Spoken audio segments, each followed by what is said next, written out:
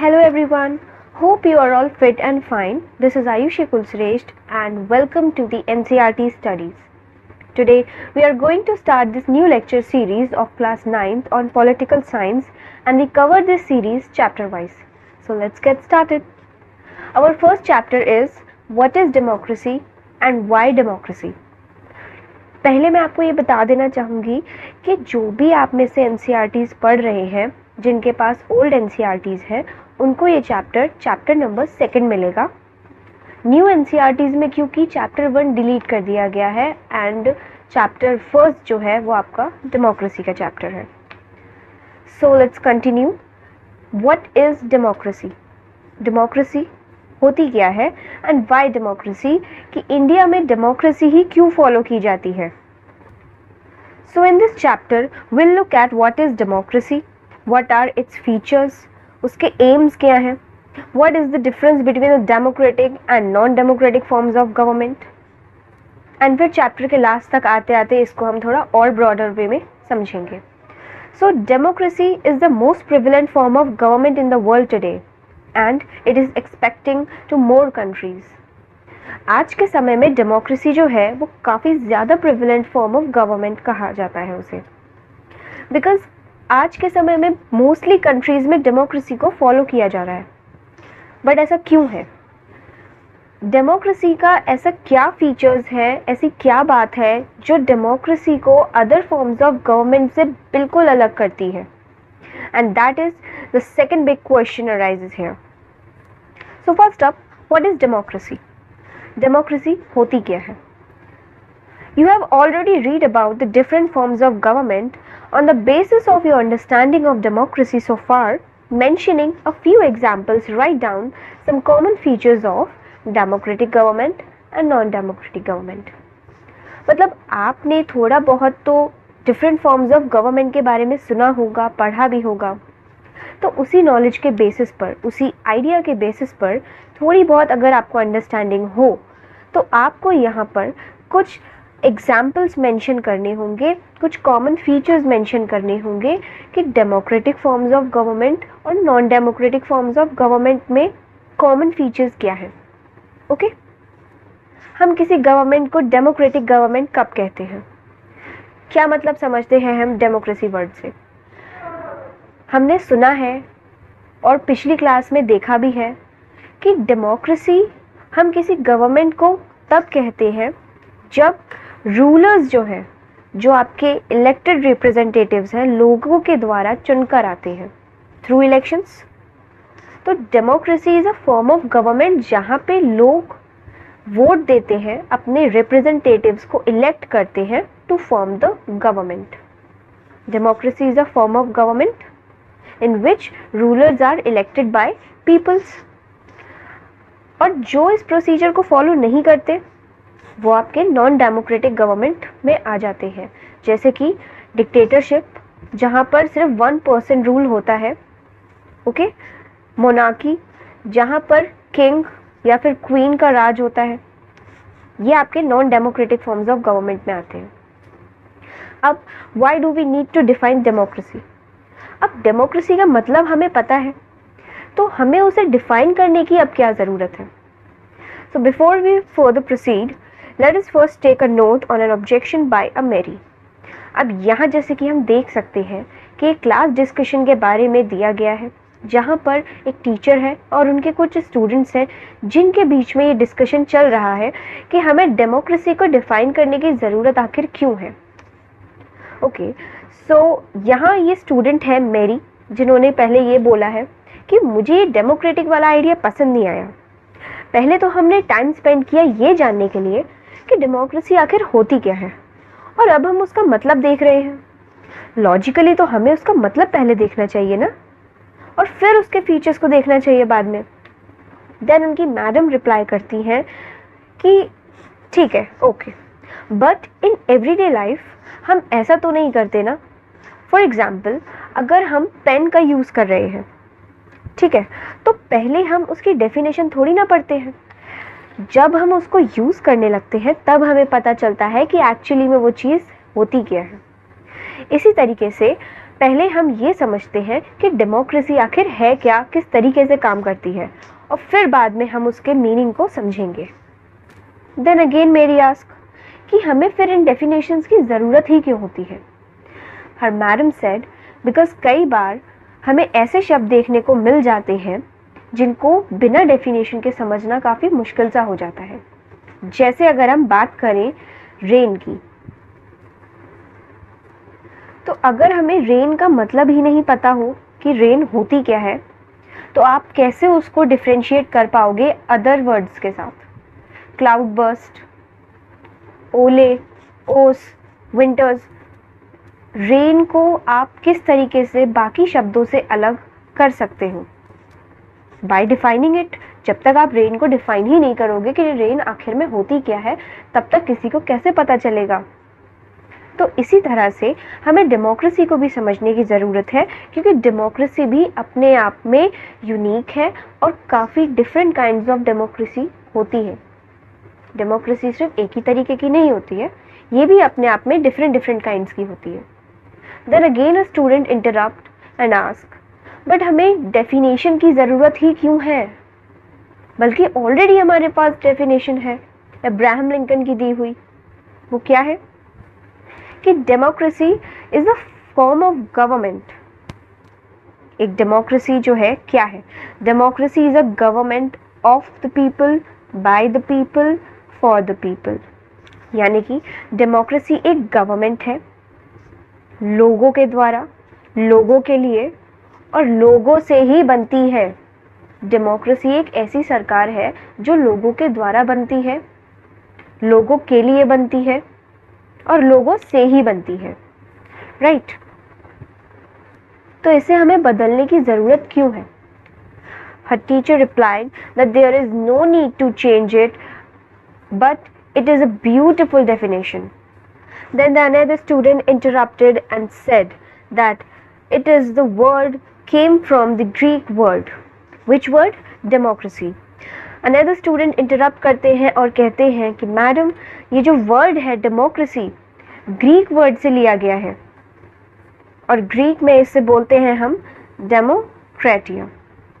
Okay, सो demokratia जो word है, अगर आप उसे बाइफरकेट करते हो डेमोस में एंड क्रेटिया में, if you bifurcate the word demokratia, तो डेमोस मीन्स है यहाँ पर आपका पीपल एंड क्रेटिया मीन्स है rule. Okay, demos means people, kratia means rule, that means the rule of people. तो डेमोक्रेसी क्या है? Democracy is the rule of people.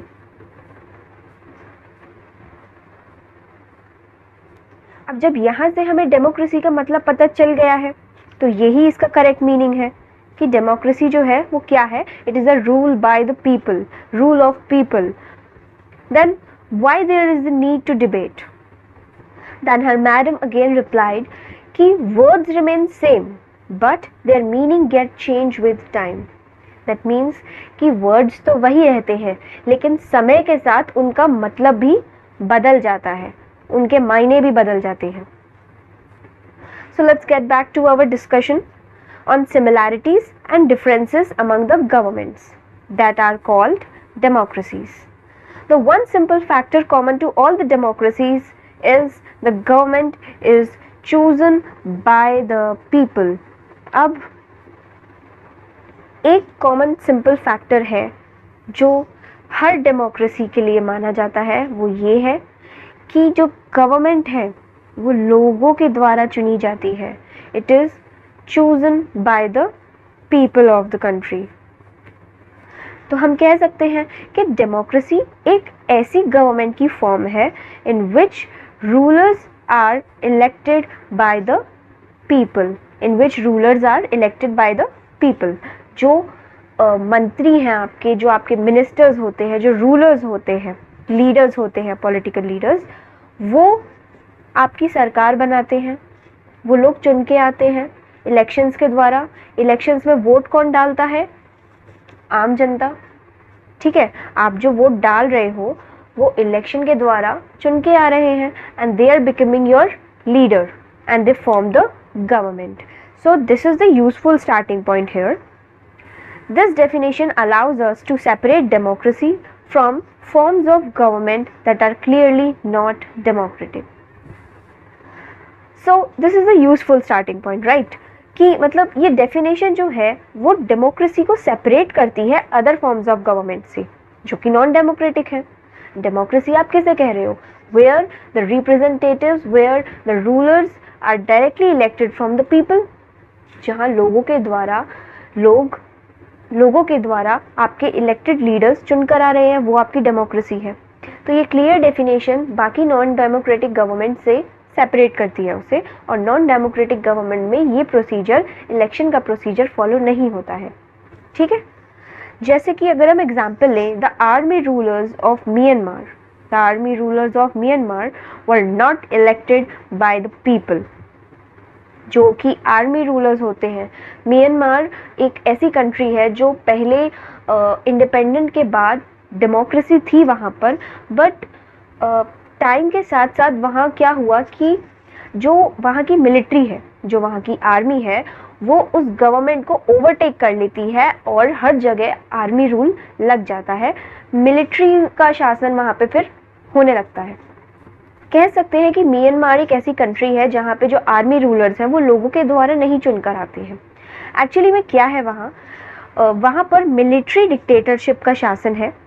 पहले आफ्टर इंडिपेंडेंस इन्होंने डेमोक्रेसी को अपनाया था, लेकिन बाद में यहाँ इनकी आर्मी ने ही गवर्नमेंट को ओवरथ्रो कर दिया और हर तरफ मिलिट्री रूल लगा दिया था. अभी रिसेंट में भी ये न्यूज़ में बहुत आया था. फरवरी 1, 2021 को म्यांमार की मिलिट्री ने वापस से गवर्नमेंट को ओवरथ्रो कर लिया था, ओवरटेक कर लिया था, जिससे क्या हुआ था कि जो गवर्नमेंट है उनको उनकी पोजीशन से हटा दिया गया था और मिलिट्री उसकी जगह पे आ गई थी, जिसकी वजह से एंटी कू प्रोटेस्ट भी वहाँ पर फिर शुरू हो गए थे. Similarly the dictator like Pinochet in Chile was elected by the people? No. Chile is a country in a South America and the Pinochet was the dictator of that country. तो वहाँ पर जब पिनोशेट का रूल था, वहाँ उसकी dictatorship थी, तो वो पिनोशेट जो डिक्टेटर था वो भी लोगों के द्वारा चुनकर नहीं आया था. And this also applies to monarchies. Dictatorship means what? It's a non democratic form of government. Okay, अब सऊदी अरेबिया में क्या है? सऊदी अरेबिया में किंग्स का रूल चलता है, नॉट बिकॉज कि लोगों ने उनको चूज किया है कि वो हम पे रूल करें, but because they born in the royal family. वहाँ शुरू से ही रॉयल फैमिली का राज चला है, तो इस वजह से सऊदी अरेबिया में अभी भी किंग का जो शासन है वो अभी भी चल रहा है. This simple definition is not adequate. इतनी काफ़ी नहीं है हमें जानने के लिए. It reminds us that democracies is a people rule. ये डेफिनेशन हमें ये रिमाइंड कराती है कि डेमोक्रेसी क्या है. पीपल्स रूल है, लोगों का राज है. ठीक है, जो इलेक्टेड रिप्रेजेंटेटिव्स हैं उन्हें हम चुन के भेजते हैं. लेकिन अगर हम इसे बिना समझे आगे कंटिन्यू करेंगे तो लास्ट में फिर यही नतीजा निकलेगा कि हर गवर्नमेंट जिसमें इलेक्शंस होते हैं वही डेमोक्रेसी है. तो ऐसा नहीं है. अब जैसे कि आगे चैप्टर 3 में बताया जाएगा कि हर तरीके की गवर्नमेंट चाहती है कि उसको डेमोक्रेसी का टाइटल दिया जाए, भले ही वो डेमोक्रेटिक गवर्नमेंट नहीं हो. That is why we need to carefully distinguish between the government that is democracy and one that pretends to be one. इसीलिए हमें एक क्लियर डिफ्रेंशिएशन की ज़रूरत है, जहां हम ये बता सकें कि असल में डेमोक्रेटिक गवर्नमेंट क्या है और दूसरी गवर्नमेंट क्या है जो अपने आप को डेमोक्रेटिक होने का प्रिटेंड करती है. We can do so by understanding each word in this definition carefully and spelling out the features of the democratic government. Now the features of democracy. Democracy के क्या features हैं? As we have started with a simple definition that democracy is a form of government in which the rulers are elected by the people, this raises many questions. अब इस definition से कुछ questions ये निकल के आए हैं कि who are the rulers in this definition, कि आखिर में इस डेफिनेशन में जो वर्ड मेंशन हुआ है रूलर्स, तो वो रूलर्स कौन है? Which officials must be elected for any government to be called democracy? किसी भी सरकार को हम डेमोक्रेसी कब बोलेंगे, उसके लिए कौन से ऑफिशियल्स ऐसे हैं जिन्हें हमें इलेक्ट करना चाहिए जिससे हमारी सरकार को डेमोक्रेटिक गवर्नमेंट का दर्जा मिले या उसे डेमोक्रेटिक गवर्नमेंट कहा जाए. Which decisions must be taken by non-elected officials in the democracy? क्या ऐसे डिसीजंस होते हैं जो नॉन इलेक्टेड ऑफिशियल्स के द्वारा लिए जाते हैं इन डेमोक्रेसीज में. Second, what kind of election constitutes a democratic election.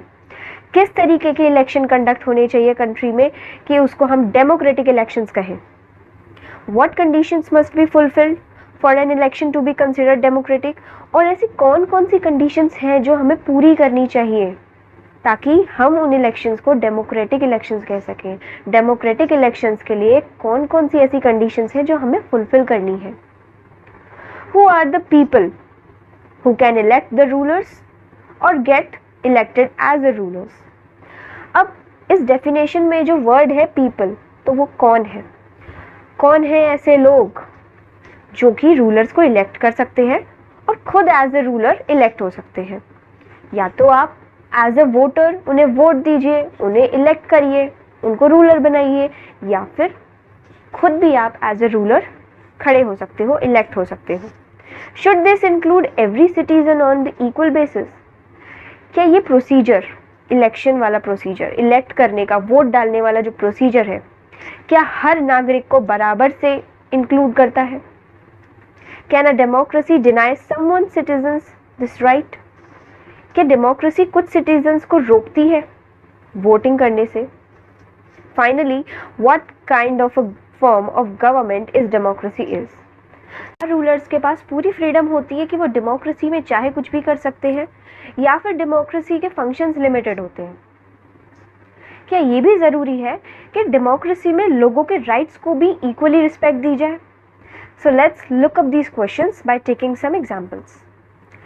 Here we see major decisions by elected leaders. दुनिया भर के इलेक्टेड लीडर्स में से किसी ने डेमोक्रेसी को लेकर कुछ ऐसे डिसीजंस लिए थे जो वो डेमोक्रेसी के डेफिनेशन के बिल्कुल ही ऑपोजिट थे. Like in Pakistan general Pervez Musharraf. इन्होंने क्या किया था, अक्टूबर 1999 में पाकिस्तान के जनरल परवेज़ मुशर्रफ ने मिलिट्री कूप कर दिया. अब ये मिलिट्री कूप क्या होता है, तो कूप मतलब तख्ता पलट, alteration of an existing government, मतलब इस समय में पाकिस्तान में जो सरकार है उसको उन्होंने ओवरटेक कर लिया और उसकी जगह पे मिलिट्री आ गई. ठीक है, मिलिट्री का रूल होने लगा. और इसी समय में हमारे देश में कारगिल वॉर भी हुई थी इंडिया पाकिस्तान के बीच. तो इन्होंने क्या किया, इन्होंने सरकार को हटाकर मिलिट्री कूप कर दिया और खुद को ही चीफ एग्जीक्यूटिव घोषित कर दिया. फिर अगेन इन्होंने खुद को ही प्रेसिडेंट घोषित कर दिया था इन 2000. इन्होंने 2000 में वापस अपने आप को प्रेसिडेंट घोषित कर दिया और रेफरेंडम कंट्री में कंडक्ट करा दिया. अब रेफरेंडम क्या होता है, रेफरेंडम मीन्स लोगों से वोटिंग करवाई जाती है, लोगों को बताना होता है कि क्या वो इस चीज़ के सहमत हैं या नहीं है, उन्हें हाँ या ना में जवाब देना होता है बस. तो इन्होंने रेफरेंडम कराया, लोगों से अपने लिए वोटिंग करवाई और यहाँ लोगों ने सहमति दे भी दी उन्हें. उसके बाद इनको यहाँ 5 साल का एक्सटेंशन भी मिल गया. प्रेसिडेंट होने के बाद प्रेसिडेंट का टेन्योर कितना होता है, 5 इयर्स का होता है.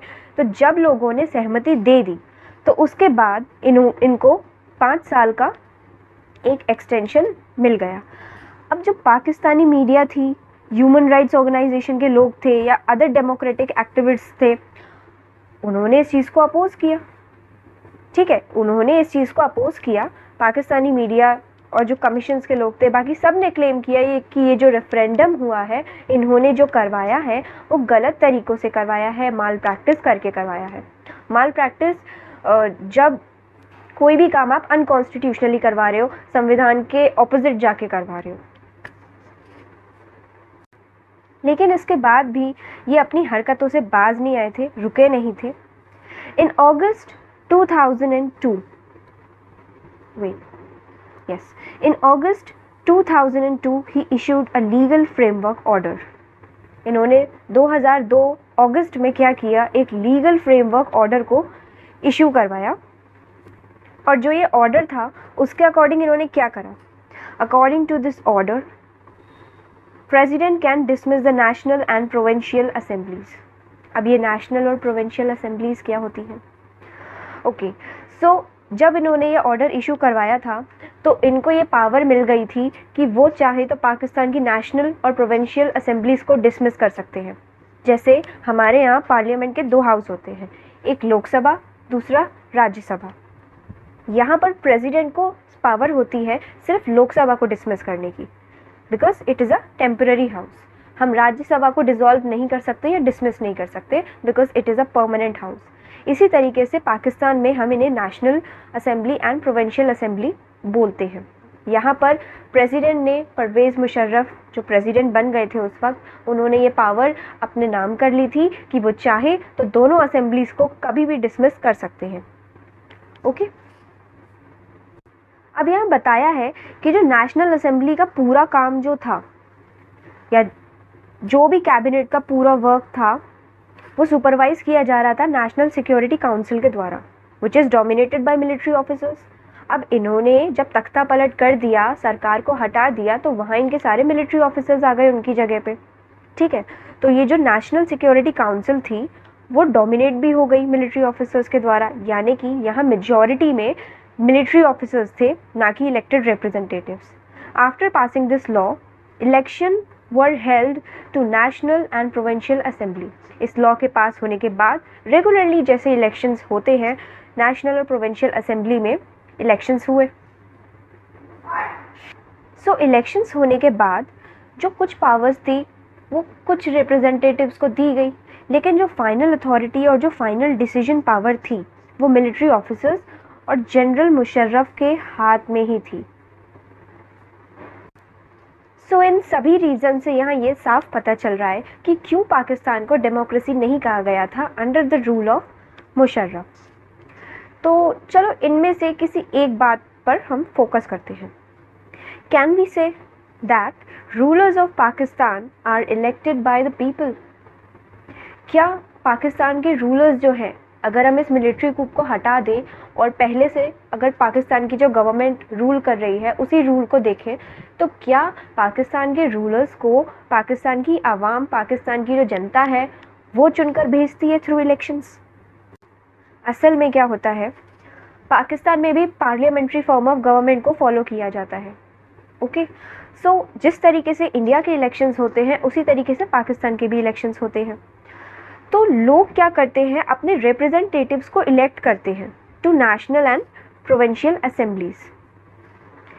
People may have elect their representatives to the national and provincial assemblies. Okay? National assemblies के जो मेंबर्स होते हैं, जो सांसद होते हैं वहाँ के, और जो प्रोविंशियल असेंबली के सांसद होते हैं, उनके दोनों हाउस के, उनके रूलर्स जो होते हैं, उनके जो MP MLAs होते हैं, उनको वहाँ की आवाम, वहाँ की जनता इलेक्ट करके भेजती है, राइट? लेकिन वो जो इलेक्टेड रिप्रेजेंटेटिव्स होते हैं were not really the ruler, were not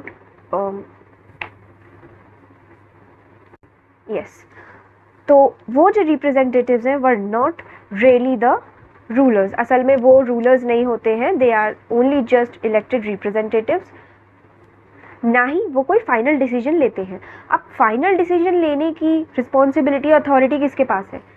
the power to take final decision rested with army officers and with General Musharraf, and none of them were elected by people.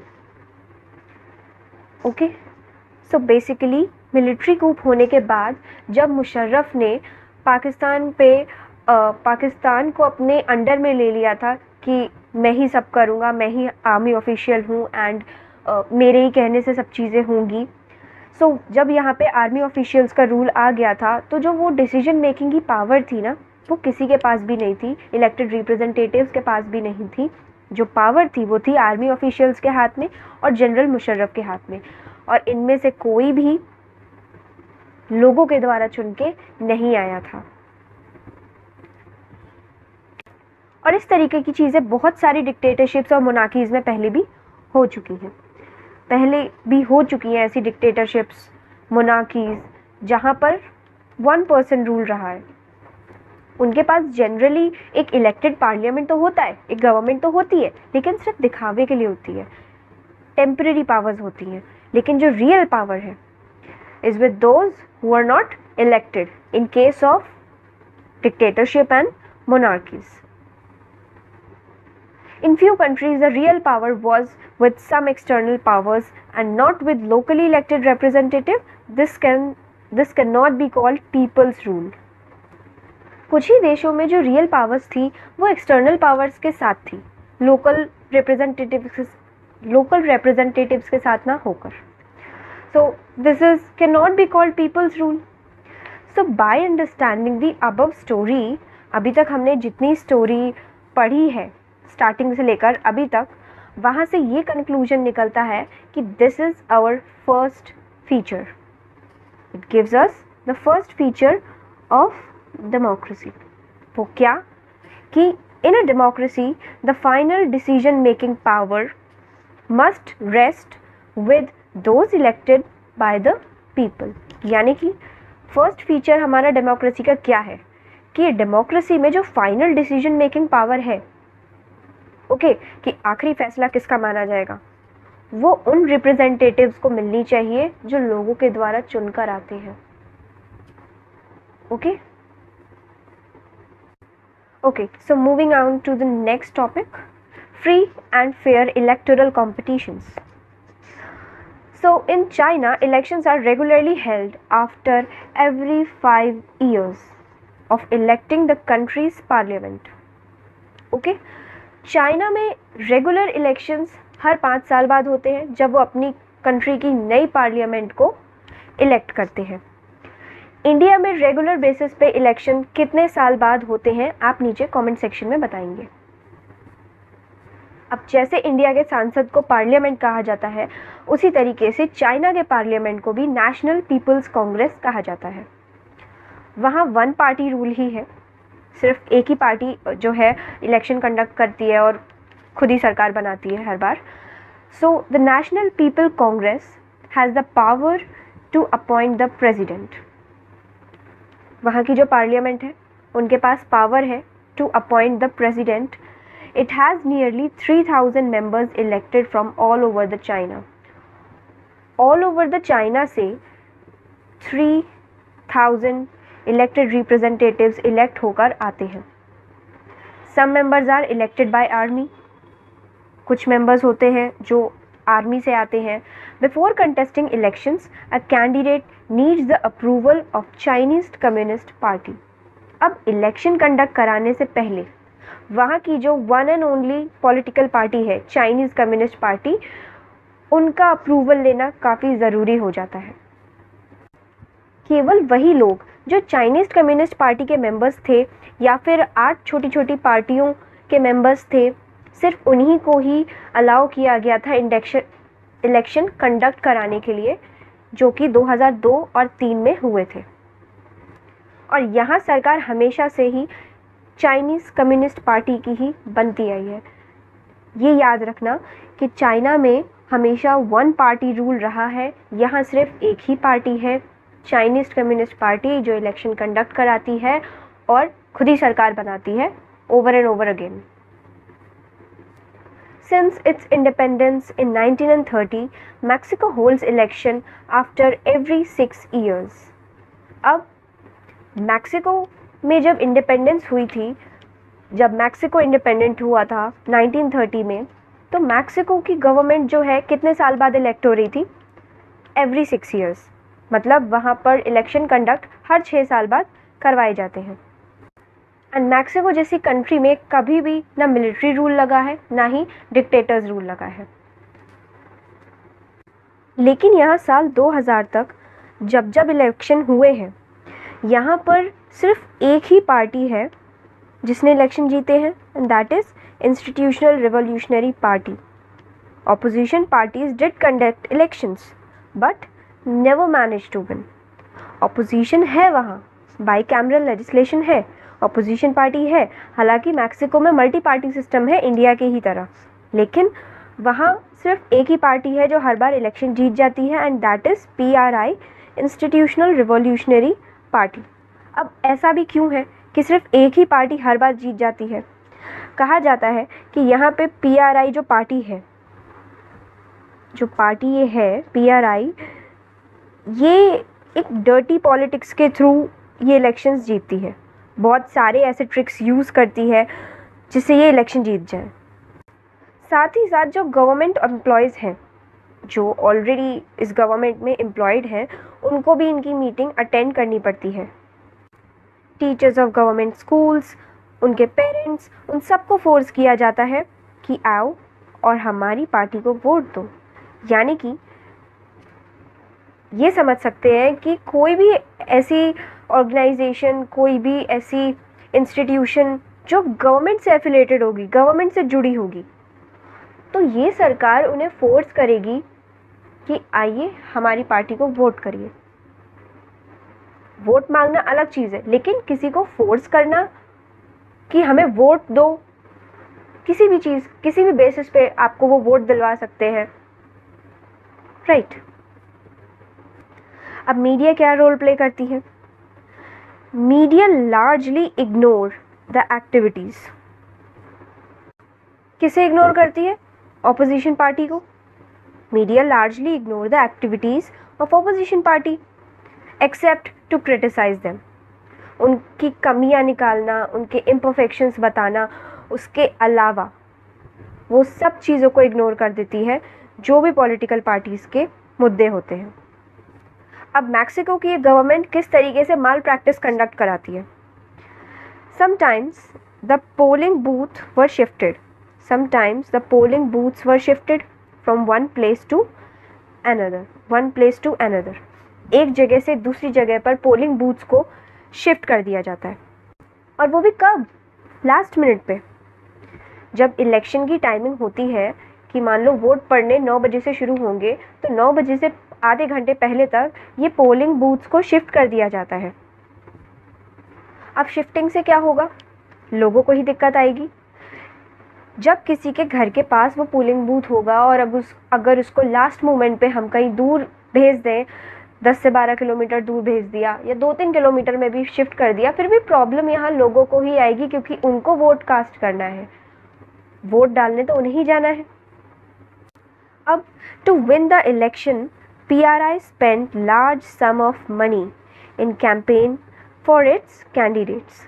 Campaigning मतलब जो आप प्रचार करते हो अपनी political party का, जगह जगह जाकर रैलियोज़ में रैलीज निकाली जाती हैं, स्पीचेस दिए जा रहे हैं, पंडाल लग रहे हैं, दूर दूर से भीड़ आ रही है, ये होता है कैंपेनिंग, प्रचार करना। सो PRI जो मैक्सिको की गवर्नमेंट है, वो large some of money expand करती है, खर्चा करती है अपने कैंडिडेट्स के लिए, प्रचार करवाने के लिए। तो क्या हम इस मैक्सिको के एग्जाम्पल से ये समझ सकते हैं कि लोगों के द्वारा ही लीडर्स अभी भी इलेक्ट होके आ रहे हैं, या उन्हें फोर्सफुली इलेक्ट किया जा रहा है? By reading the example we get a sense that we can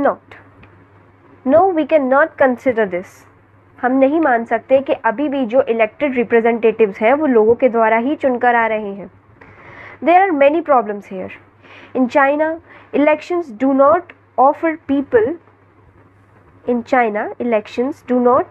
offer the people of any serious choice। और चाइना में तो उनके अलावा चॉइस ही नहीं है, वहाँ तो वन पार्टी सिस्टम है ना। वोट करोगे तो उन्हें ही करोगे, और किसे करोगे? और कोई पार्टी है ही नहीं दावेदारी में जिसको आप वोट करके जिता सको। समझ रहे हो? उनके पास कोई चॉइस ही नहीं है। अगर मैं आपसे बोलूं कि आज आपको खाने में सिर्फ यही मिलेगा, you have no other options, कि आपको कुछ और मिल जाए खाने के लिए, आपको भूख लगी है, आप वही खाओगे जो आपके सामने है, आपके पास कोई ऑप्शन ही नहीं है इसके अलावा, तो क्या हम इसको चॉइस कहते हैं? In the Mexican example, people seem to have really choice, but in practice they had no choice. अब मैक्सिकन के अगर हम एग्जाम्पल लेते हैं तो यहाँ लोगों के पास चलो चॉइस है, बिकॉज मैक्सिको में मल्टी पार्टी सिस्टम फॉलो होता है, लोगों के पास चॉइस है कि ठीक है हम दूसरी पॉलिटिकल पार्टी को पावर में ले आएंगे, लेकिन वोट डालने कहाँ जाओगे? वोट तो वहीं डालेंगे ना। जब आप वोटिंग के लिए जाएंगे तो वोटिंग के दौरान आपके पास कोई चॉइस नहीं होगी, वहाँ माल प्रैक्टिस हो रही होगी, पॉलिटिकल पार्टीज के बंदे आकर खड़े होंगे पोलिंग बूथ पे कि नहीं डालो वोट पीआरआई को। ओके, ये चीज़ होती है। और फिर यहाँ कोई ऐसा जरिया नहीं बनता कि आप रूलिंग पार्टी को जीतने से हरा दो। तो इसे हम क्या कहेंगे? Fair elections? No, these are not the fair elections. जहाँ माल प्रैक्टिस हो रही है, जहाँ कोई चॉइस नहीं दी जा रही है, these are not the fair elections. So by understanding the above stories of China and Mexico, we can conclude, now we can understand the second feature of the democracy. What? A democracy must be based on free and fair elections, where those currently in power and have fair chances of losing. Democracy का second feature क्या है?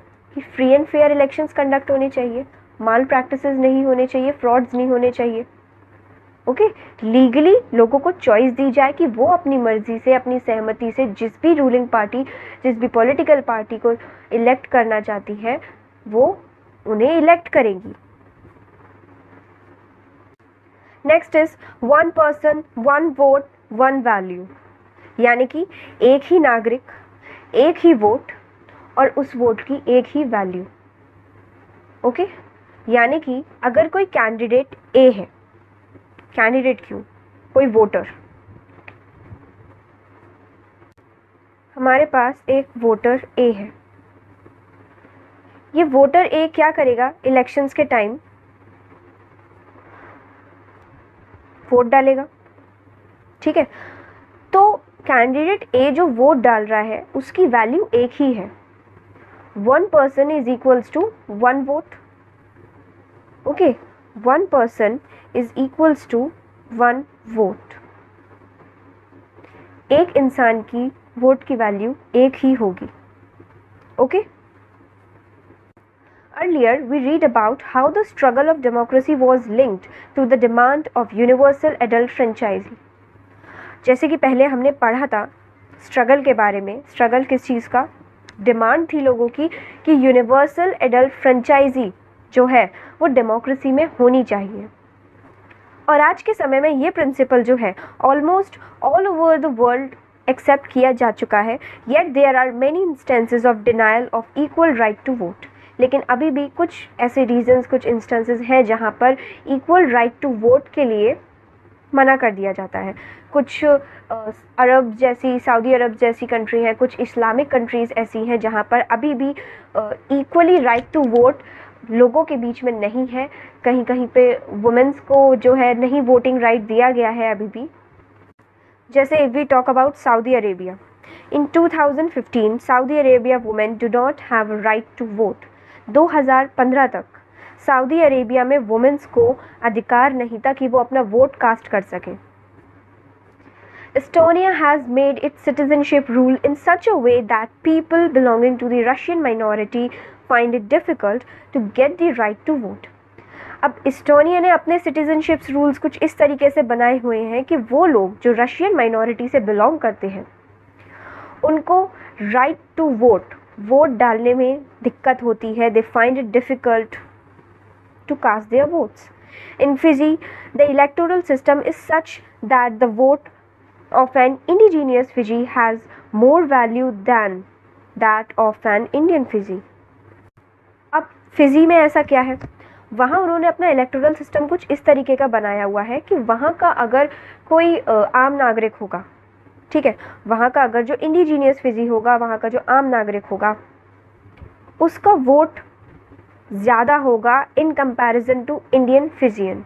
Indian Fijian in the sense कि कोई Indian citizen है, वो अब उस देश में जाके बस गया है, वो वहीं रहता है, काफ़ी सालों से रह रहा है, तो हम उसको इंडियन फिजियन कहेंगे। बट लेकिन जो ऑलरेडी बॉर्न है वहाँ का, जो वहीं पे जन्मा है, जिसकी पूर्वज, जिसके फैमिली वहीं से ही बिलोंग करती है, उस इंसान का वोट, उस इंडिजीनियस फिजीन, वो जो इंडिजीनियस फिजी है उसका वोट का वैल्यू जो होगा वो ग्रेटर देन होगा इंडियन फिजी के कंपैरिजन में। ओके, अब जो डेमोक्रेसी है वो किस पर बेस करती है? It is based on the fundamental principle of political equality that gives us the third feature of democracy. और वो थर्ड फीचर क्या है? In a democracy each adult citizen must have one vote and each vote must have one value. इस example से हमने क्या समझा? ये जो फिजी का हमने अभी एग्जाम्पल लिया, इस एग्जाम्पल से हमने क्या समझा कि डेमोक्रेसी में हर इंसान के वोट की वैल्यू बराबर होनी चाहिए। ठीक है, one vote should be equal to the one value. Now moving on, rule of law and respect for rights. अब यहाँ हम जिम्बाब्वे की स्टोरी के बारे में जानेंगे। जिम्बाब्वे, पहले आप ये बताएंगे कि कौन से कॉन्टिनेंट में है? Please write down in comment section कि जिम्बाब्वे कौन से कॉन्टिनेंट में आता है। Okay, so Zimbabwe attend independence from white minority rule in 1980। अब जिम्बाब्वे को इंडिपेंडेंस कब मिली थी? इन 1980। किन से? वाइट माइनॉरिटी रूल से, गोरे। Since then the country has been ruled by ZANU-PF, the party that led the freedom struggle. Its leader Robert Mugabe ruled the country since independence. अब जब से इनके देश को आज़ादी मिली थी तब से इनके लीडर रॉबर्ट मुगाबे थे। Elections were held regularly and always won by ZANU-PF. ठीक है, अब जब जब जिम्बाब्वे में नेक्स्ट इलेक्शंस होने स्टार्ट हुए तो हमेशा इनकी पार्टी ही जीतती थी। ZANU-PF नाम का पार्टी थी इनकी। अब प्रेसिडेंट मुगाबे जो थे वो काफ़ी पॉपुलर तो थे, but he also used unfair practices to win the elections. Popular थे लेकिन अनफेयर प्रैक्टिसेस को यूज़ करते थे इलेक्शन जीतने के लिए। Over the year his government change the constitution several times to increase the power of the president. अब हर साल ये क्या करते थे? He used to change the constitution, बार बार अमेंडमेंट्स। किस लिए? ताकि अपनी पावर्स को इंक्रीज कर सके and make him less accountable. Also वो लेस अकाउंटेबल बने रहे। Less accountable in the sense, accountable means जवाबदेही। I will explain. आप जब घर से सामान लेने बाहर जाते हो, आपके फादर आपको कुछ सम ऑफ मनी पकड़ाते हैं। सपोज उन्होंने आपको 100 रुपीज़ दिए, उन्होंने आपको बाहर भेजा एक लिस्ट के साथ कि आपको ये सामान सब लेकर आना है। ठीक है, अब 100 में से आपका जो सामान है वो आया 50 रुपीज़ का। ओके, 100 में से आपका सामान आया 50 रुपीज़ का और आपके पास बचे 50 रुपीज़। अब आप जब घर आओगे तो आपके फादर आपसे हिसाब पूछेंगे कि बताओ कहाँ कहाँ कितना खर्चा हुआ और कितने पैसे बचे हैं। तो आप जो उन्हें आंसर देंगे, आप जो उन्हें जवाब देंगे, आप पूरा हिसाब बताएंगे कि यहाँ यहाँ इतने खर्च हुए और ये अमाउंट ऑफ मनी बचा है। ठीक है, तो उसको कहते हैं अकाउंटेबल होना। यानी कि यहाँ आप अपने फादर के लिए अकाउंटेबल हैं। He is asking you the question and you are answering him. Okay, so over the years ये क्या कर रहे थे कि कॉन्स्टिट्यूशन में चेंजेस लेके आ रहे थे बार बार और अपनी पावर्स को इंक्रीज कर रहे थे और अपने आप को कम अकाउंटेबल बना रहे थे कि उन्हें जनता को जवाब देने की ज़रूरत ही ना पड़े। ऑपोजिशन पार्टी वर्कर्स को हैरेस कर दिया जाता था, उनकी बेइज्जती कर दी जाती थी, उनकी मीटिंग्स को डिस्टर्ब कर दिया जाता था। Public protest and demonstration against the government were declared illegal, कि अगर कोई भी सदस्य या कोई भी पब्लिक प्रोटेस्ट होता है गवर्नमेंट के अगेंस्ट में तो उसको इलीगल डिक्लेयर कर दिया जाएगा। There was a law that limited the rights to criticise the president. Laws भी कुछ ऐसे बना दिए गए थे कि बहुत लिमिटेड हो जाएगा आपके लिए कि आप प्रेसिडेंट को क्रिटिसाइज कर ही नहीं सकते, आप अगेंस्ट जा ही नहीं सकते। टेलीविजन्स, रेडियोज़, जितना भी मास मीडिया था गवर्नमेंट ने ऑक्यूपाई कर लिया, अपने कंट्रोल में ले लिया। And gave only the ruling party version. यानी कि रूलिंग पार्टी किस नज़रिए से देखती है, क्या चाहती है, क्या विजन्स है, उसको मीडिया उसी तरह पेश करने लगा जैसे रूलिंग पार्टी चाहती थी।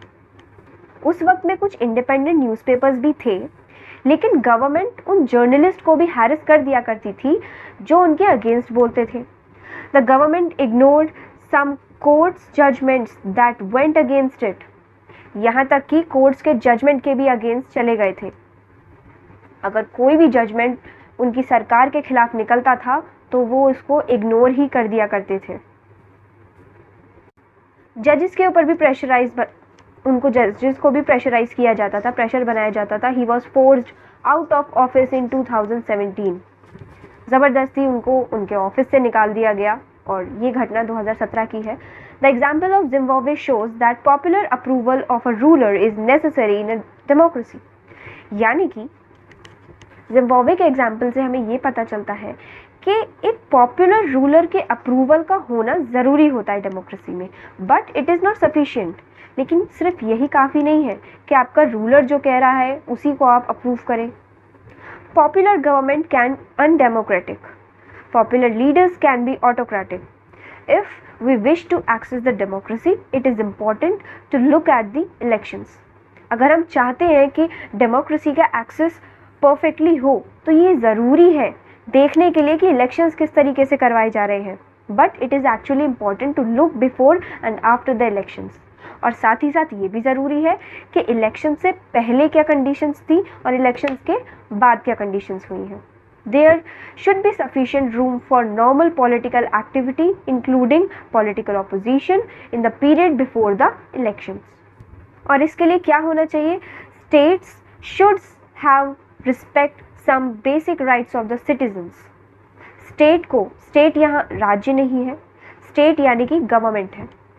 स्टेट को लोगों के जो बेसिक राइट्स हैं उनकी रिस्पेक्ट करनी चाहिए। They should be free to think, to have opinion, to express these in public, to form association, to protest and take other political actions. लोगों को उनकी आज़ादी देनी चाहिए सोचने के लिए, अपने ओपिनियंस देने के लिए, पब्लिकली अपने आप को एक्सप्रेस करने के लिए, एसोसिएशंस फॉर्म करने के लिए, प्रोटेस्ट करने के लिए। लोगों को देनी चाहिए उनको ये फ्रीडम ताकि वो खुल के अपने आप को एक्सप्रेस कर सके। Everyone should be equal in the eyes of law. और कानून की नज़र में हर कोई बराबर है। These rights must be protected by an independent judiciary whose order are obey by everyone. और इसको कौन प्रोटेक्ट कर सकता है? लोगों के इन बेसिक राइट्स को कौन प्रोटेक्ट कर सकता है? सिर्फ judiciary, supreme court, whose orders are obeyed by everyone, जिसका डिसीजन फाइनल होगा और सभी को मानना होगा। We shall read this about in chapter 5 later. Similarly, these are some conditions that apply to way of government is run after the elections. तो ये कुछ ऐसी conditions थी जो elections के बाद सरकार को अप्लाई करनी चाहिए। A democratic government cannot do whatever it likes. एक जो डेमोक्रेटिक गवर्नमेंट है वो कुछ भी नहीं कर सकती कि मतलब उन्हें जो अच्छा लग रहा है वो कर लेंगे और उन्हें नहीं मतलब है कि उनके देश की जनता खुश है भी कि नहीं है, वो लोग कंफर्टेबल है या नहीं है। ऐसा नहीं होना चाहिए। It has to respect some basic rules, in particular it has some respects guarantees to the minority. उन्हें लोगों के बेसिक रूल्स को रिस्पेक्ट करना चाहिए, उनके राइट्स को रिस्पेक्ट करना चाहिए, ठीक है, उनको माइनॉरिटीज़ तक को रिस्पेक्ट करना चाहिए। Every major decision has to go through a series of consultation. कोई भी मेजर डिसीजन अगर सरकार ले रही है तो वो गो थ्रू करना चाहिए एक सीरीज ऑफ कंसल्टेशंस के साथ, कंसल्ट करके वो डिसीजंस लेने चाहिए। ये नहीं कि कोई अगर गवर्नमेंट बनी हुई है तो उसका अकेला रूलर ही डिसीजंस ले रहा है और पब्लिक उसके अगेंस्ट है, उसके खुद के कैबिनेट मिनिस्टर्स अगेंस्ट है, तो ये चीज़ जो है वो फॉल्स है, नहीं होनी चाहिए। Each of these is accountable, each of these is accountable. This is very important कि जो गवर्नमेंट है आपकी, हर एक मेंबर उस गवर्नमेंट का अकाउंटेबल होना चाहिए, not only to the people but also to other independent officials. लोगों को ही नहीं, जो आपके पॉलिटिकली गवर्नमेंट, जो आपके पॉलिटिकल पार्टीज़ में, पॉलिटिकली गवर्नमेंट में जो भी आपके साथ ऑफिशियल्स हैं, उनको भी आप अकाउंटेबल हो, उनको भी पता होना चाहिए कि आप क्या डिसीजन ले रहे हो, क्या पॉलिसी बना रहे हो, क्या लॉ बना रहे हो। साथ ही साथ लोगों को भी पता होना चाहिए। And will read about this in chapter 4. And finally, both of these aspects gives us the fourth and final feature of the democracy, that a democratic government rules with limits set by constitutional laws and citizens' right. कि जो democratic government rule है, ठीक है, वो एक limited rule के साथ चलता है। अब आप ये बताओ कि क्या इंडिया की डेमोक्रेसी लिमिटेड है या अनलिमिटेड है? Is India is worked on the principle of limited government or unlimited government? Please answer in comment. So इतनी स्टोरी पढ़ने के बाद हमें ये तो क्लियर हो गया कि डेमोक्रेसी असल में कहते किसे हैं, व्हाट इज डेमोक्रेसी और इसके फीचर्स क्या हैं। So let's sum up quickly. हमने अभी तक क्या क्या पढ़ा, वो ये कि democracy is a form of government in which the rulers are elected by the people. Democracy एक ऐसी फॉर्म ऑफ गवर्नमेंट है जहाँ पे रूलर्स जो हैं वो लोगों के द्वारा इलेक्ट होकर आते हैं।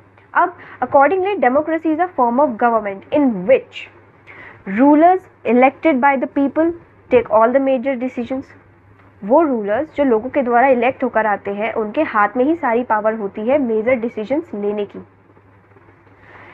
Elections offer a choice and fair opportunity to the people to change the current ruler. Elections जो है, इलेक्शन जो एक प्रोसीजर है, वो लोगों को एक फेयर चॉइस ऑफर करता है, एक अपॉर्चुनिटी की तरह ऑफर करता है कि आप चाहें तो करंट रूलर को कभी भी चेंज कर सकते हैं, कभी भी इन द सेंस जब इलेक्शन का टाइम पीरियड आएगा तब। This choice and opportunity is available to all the people of an equal basis. और ये जो चॉइस है इलेक्शंस में वोट करने की, गवर्नमेंट को चेंज करने की, ये चॉइस, ये अपॉर्चुनिटी जो है वो हर नागरिक को बराबर से मिली हुई है।